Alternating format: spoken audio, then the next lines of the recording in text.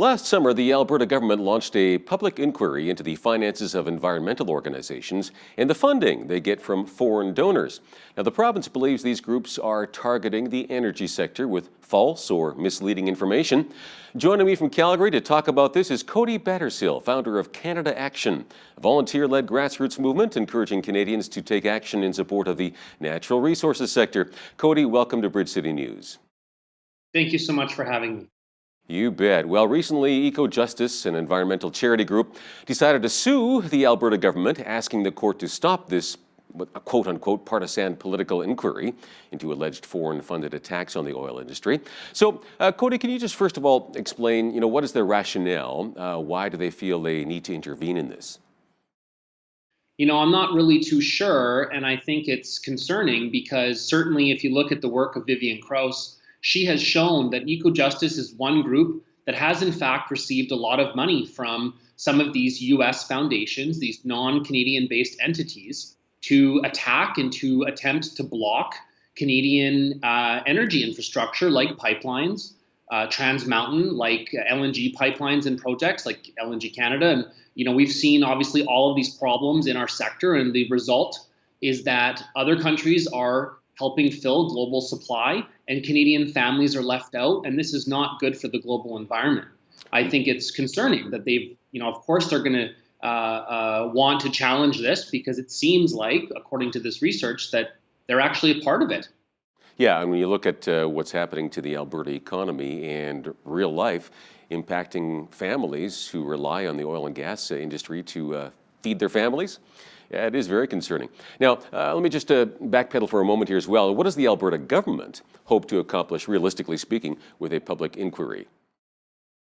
Well, at the end of the day, as Albertans, we own most of the resource, and it's the government that manages it, and then companies develop it. They lease it, they create jobs, and they pay royalties and taxes, and that pays for our quality of life, like schools and education and hospitals and first responders and emergency responders and roads, stuff that we all rely on. It's very important. So if we are not getting the best possible price for our resources because of a fear-driven campaign to block our infrastructure, to keep us landlocked, I think it is in the public good, it is in the public interest to have a clear understanding of the facts, the players, and the people behind it. We know it's very well publicized that they have been operating this campaign for more than a decade, and in their own words, they say the goal from the very beginning was to landlock Canadian oil and gas to keep us out of international markets where we would get a higher price.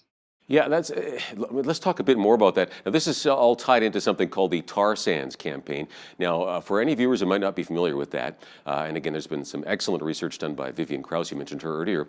Can you explain exactly what that whole campaign is? And the fact is that they were actually quite vocal about it, even bragging about some of their accomplishments, right?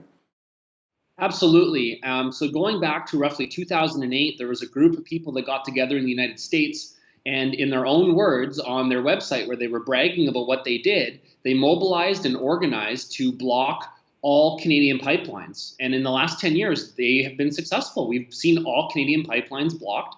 We have seen Canadian oil with the highest environmental standards on earth selling at the world's cheapest price, the biggest discount. And we have seen Canadian families in the energy sector and also small businesses, restaurant owners, retail owners, and our public sector all impacted because we are selling our resources at an unnecessary discount while other countries are selling their resources for the full price. And so this campaign, they brag about it. They take credit for all of the work they've done. And it's really concerning. We need to get the facts on the table. I think that is the purpose of this inquiry. And anyone who wants to have a balanced, informed, or honest conversation should be fully supportive of seeking to understand who has been behind this and the funding and the organizational structure so that as Albertans, as Canadians, we can understand who has been torquing this conversation and blocking our pipelines.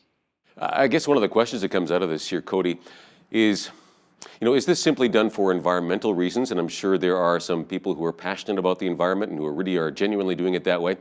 But another question that can come out of this is is it possible that there's a more self-serving profit motive behind some of this tar sands campaign here. Any thoughts on that? Well, I can't say for certain. I don't think there's a smoking gun. But I think if you look at the facts, Keystone XL was originally proposed about 10 years ago. And Keystone XL has been blocked by all of these groups, the same groups that blocked Energy East and Northern Gateway, and they're fighting Trans Mountain and everything else. At the same time that they're fighting Keystone XL, they did absolutely nothing to oppose in a similar fashion other oil imports coming to North America, coming to the United States, coming to Canada. So Canada loses and other countries benefit. And that is the fact of the matter when you look at what's happened in the world. Global oil demand has increased by 6 or 7 million barrels per day since Keystone XL was first blocked. And the US is still importing heavy oil, but not from Canada, not oil that Canada could displace with Keystone XL. They're getting it from countries like Venezuela, Ecuador, Mexico, Saudi Arabia, Brazil, and other places. So, when you do look at the big picture, it's really curious that Canada has been targeted like nowhere else on earth. And that includes ignoring oil imports coming to Canada and American tankers on the West Coast and American tankers in our waterways as well. It's really curious what they focused on and everything else that they omit. Yeah, it is very curious. I mean, again, that's why I'm asking the question, is there a smoking gun somewhere? You got to follow the money trail. So this inquiry, in that sense, may bring some light to the matter. I mean, I don't know for sure, but are there some, who's funding this? And if those people happen to be, I don't know, let's say, possibly investing, do they have investments in the oil industry themselves, let's say in the States? And, blocking the Canadian competition, does that benefit them? I mean, I don't know for sure, but certainly within the realm of possibility, I would think. And again, as you mentioned, not targeting other countries like Saudi Arabia or Venezuela. I mean, these are states, you want to talk about dirty oil. Well, these are human beings we're talking about, the citizens living in these countries. Wow, I mean, they are directly majorly impacted by their poor human rights record. Do we want to be buying oil from there, or do we want to be supporting clean oil, here in Canada, where we don't have those kinds of things to worry about? We are also leading on the climate. We are taking action to reduce emissions, and there are many other countries that have higher emissions per barrel of production, that don't have the same record of investing in clean technology, that don't have the same record of clean electricity as a country, and also that don't have the same record of renewables. As Albertans and as Canadians, we can be proud. Alberta had Canada's first wind farm in 1993. We're building Canada's largest solar farm right now. But wind and solar today is not ready, according to Bill Gates, because battery storage is not technologically feasible yet. So as long as the world needs oil and gas, which will be for decades to come, we have to choose if we want to support the best producer with the highest environmental standards, or if we want to bench Canada, and that only benefits other countries, and that is bad for the environment. Yeah, I mean, it seems like these kinds of groups seem to delight in calling Alberta oil dirty, and how pipelines will violate the rights of Indigenous peoples, for example. It's not quite like that. I mean, when you do a little bit of digging here, I mean, we see, media sound bites and so forth, but you find out there's, 400 plus, Indigenous groups across Canada, perhaps much larger. I'm not sure. You might know the numbers better than I do. But there's a lot of Indigenous groups that are quite in favor of these pipelines. It's going to be a benefit to their people. And, as long as it's done right, respecting, yes, native rights and so forth. And again, like you point out, respecting the environment as well. I mean, I think our energy groups are bending over backwards to do their best to line up with these international standards where a lot of these other countries are not. Yeah, and you really touch on a good point there, in that, with Trans Mountain, for example, there's 94% of the Indigenous groups on the pipeline right-of-way that support the project. 94%? Are you serious? 94% on the route. With Northern Gateway, there was 70% of the groups on the route, the communities and the groups on the route that supported the project. When you do look across the country, it has been said by Indigenous leaders, there is between 400 and 500 communities of the 630 communities in total, approximate numbers, that are pro-development as partners with industry in responsible and respectful resource development, because they also want to get their communities out of poverty, and they want to participate in economic and resource development. So the narrative pushed by the anti-pipeline groups, unfortunately, they will take the 6%, and that 6% can have very valid concerns, but they really highlight that 6% on Trans Mountain. They ignore the 94%. And that is not a fair or balanced conversation for the betterment of those communities and for the good of the country. That's the problem. They're only talking about the narrative that fits their anti-everything movement. Correct me if I'm wrong, but if I was a Martian, if there is such a thing, paying a visit to Earth, and you read the newspapers, watched the television programs, would that be the impression you'd be left with, what you just explained there, the 94% in favor? No. You'd be thinking it's the opposite, 94% against, if you watch the typical media coverage on that. It really makes you think, doesn't it? One area that often does get brought up, and rightly or wrongly, maybe you can explain, I don't know a lot about it, tailings ponds. And we hear that in a negative context, of course. What are these specifically, and how many of them are there? What is the environmental challenge with these? Yeah, tailings ponds is often used as an example of where we are not leading on the environmental file, but you do have to have a more nuanced and a broader conversation. Tailings ponds are used in almost all mining operations around the world. Tailings ponds are used in those situations to help recycle water. Tailings ponds are used to store the water, and also, it's been said that if you jump in a mud puddle, when you get home, you would have to rinse off. And it's also been said that if you dipped in a tailings pond, it would be a similar experience. You just want to have a quick rinse when you get home, but it's not going to kill you or poison you necessarily. So at the end of the day, we need to understand that tailings ponds are large. I don't know the total area, but they are quite large. But they are facilitating the recycling of water, and the industry is spending billions and billions and billions of dollars to expedite reclamation of tailings ponds and to continue to improve on environmental performance. Is it perfect today? Maybe not, but we can continue to work on this going forward. And that's really where we should give our industry credit. As the largest funder of all industries in Canada for clean technology and environmental protection, as a huge investor in renewables, as a partner with Indigenous communities, and we have a commitment to continually progress and improve.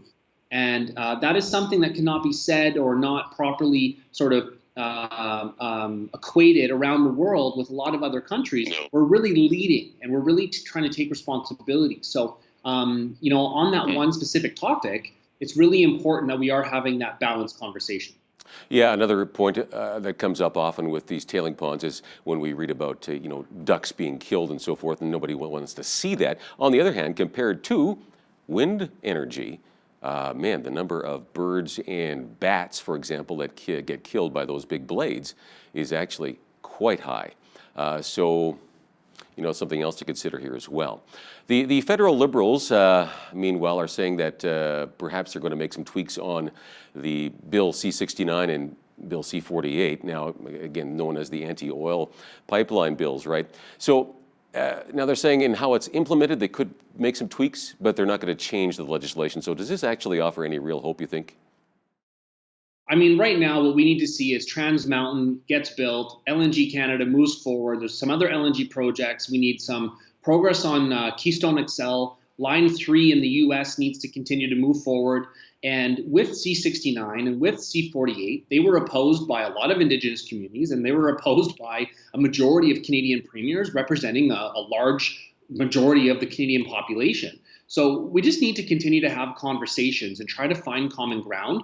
I'm hopeful that the new and the re-elected federal government will continue to see areas for improvement going forward so that we can bring everyone together. At the end of the day, energy is our #1 export. Energy demand is going up. Oil demand and gas demand is increasing and will be around for a long time. And we are only hurting Canadian families by not making sure that we are competitive.